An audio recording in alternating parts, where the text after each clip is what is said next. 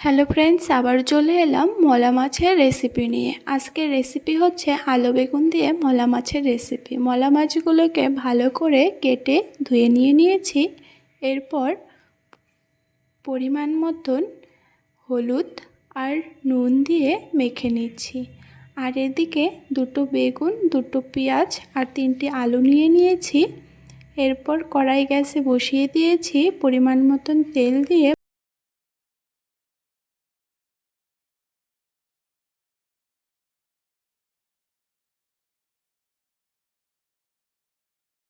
তেল গরম হয়ে এসেছে।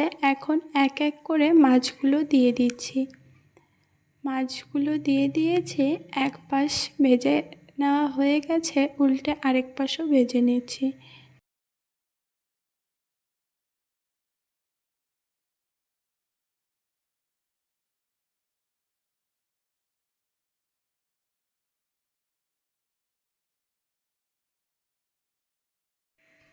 মাছগুলো ভাজতে ভাজতে এদিকে আমার পেঁয়াজ, আলু, বেগুন কেটে নেওয়া হয়ে গেছে। মাছগুলো ভাজা হয়ে গেছে। এখন এক এক করে মাছগুলো নামিয়ে নিচ্ছি।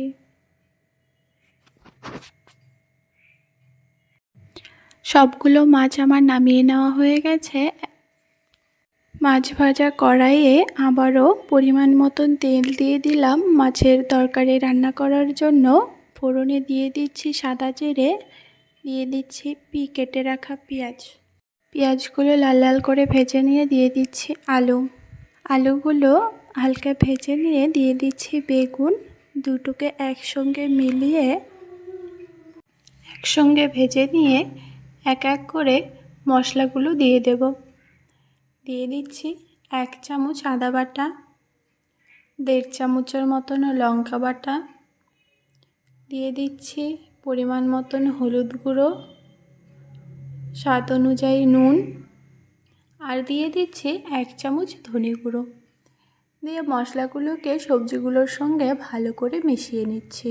সবজিগুলোকে 6 থেকে 7 মিনিটের মতো ভালো করে কষিয়ে নেব। এর জন্য সবজিগুলো সেদ্ধ হওয়ার জন্য দিয়ে দিচ্ছি একটা ঢাকনা। কিছুক্ষণ পর ঢাকনা খুলে সবজিগুলো আবারও নেড়ে নেব। সবজিগুলোকে 6 থেকে 7 মিনিটের মতন ভালোভাবে আমার কষিয়ে নেওয়া হয়ে গেছে। এখন দিয়ে দিচ্ছি ঝোলের জন্য জল। ঝোলের জল দেওয়া হয়ে গেছে। এখন 3-4 মিনিটের মতো ঝোলের জলকে ফুটতে দেব।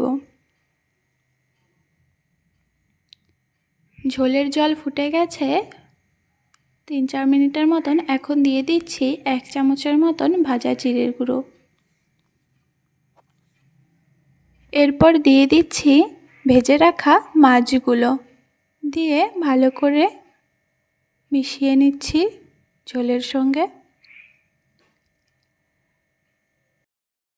2 মিনিটের মতন এখন জাল করে নামিয়ে নিচ্ছি। তৈরি আলু বেগুন দিয়ে মলা মাছের চচ্চড়ি। রেসিপিটি ভালো লেগে থাকলে অবশ্যই কমেন্টে জানাবেন। আর আমার এই ভিডিওটি দেখার জন্য সকলকে অনেক ধন্যবাদ।